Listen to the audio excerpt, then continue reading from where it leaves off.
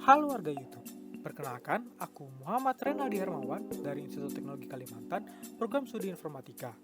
Hari ini aku akan bahas tentang materi jaringan komunikasi yang merupakan sebuah tugas dari mata kuliah.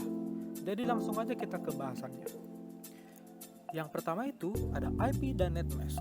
IP dan netmask dibutuhkan untuk melakukan pengalamatan logis. Saat IP dan netmask dihitung, maka akan menghasilkan network ID. Network ID adalah bagian dari IP address yang menunjukkan di jaringan mana komputer tersebut berada. Subnet mask sebenarnya merupakan alat yang dipakai untuk melihat dalam IP address mana bagian dari net ID dan host ID. Untuk melihat net ID pada jaringan kita melakukan operasi N antara net mask dan IP address. Kemudian yang kedua ada subnetting. Subnetting itu adalah pembagian jaringan besar ke dalam jaringan yang kecil-kecil. Dalam suatu organisasi, dimungkinkan menggunakan bermacam teknologi di dalam jaringannya. Semisal teknologi Ethernet akan mempunyai LAN yang berbeda dengan teknologi FDDI. Cara pembentukan subnetting itu ada dua. Yang pertama berdasarkan jumlah jaringan, dan yang kedua berdasarkan jumlah komputer yang terhubung dalam jaringan.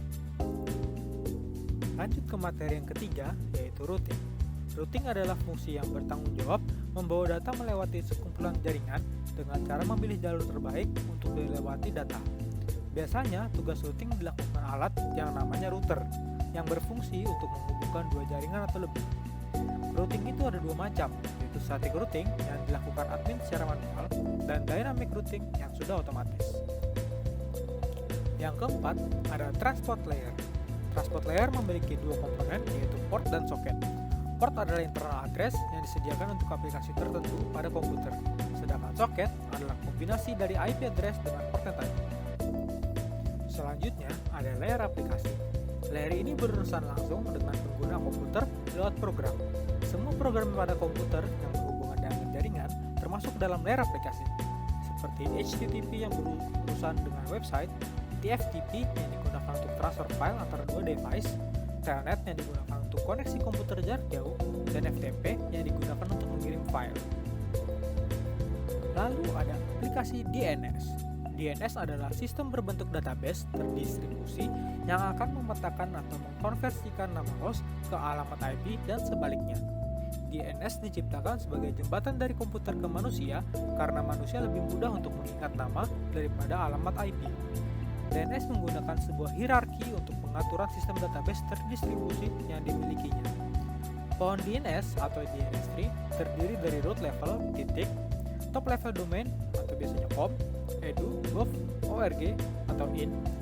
Lalu ada second level domain yaitu Yahoo, Google, dan YouTube. Lalu ada subdomain seperti classroom di google.com, misalkan classroom.google.com. Lalu yang terakhir ada host. Yang terakhir ada analisa QoS. QoS atau Quality of Service adalah teknologi untuk memanajemen performa jaringan. Manajemen performa dilakukan untuk merencanakan segala sesuatu yang dibutuhkan sebuah jaringan agar tidak ada masalah di kemudian hari. Cara mengukur performa jaringan yaitu dengan melihat delay, jitter, packet loss, dan bandwidth. Nah, dengan mengukur performa jaringan tadi, maka seorang teknisi dapat merencanakan pembuatan jaringan agar tidak mengalami masalah di kemudian hari. Sekian bahasan dari aku, semoga dapat membantu.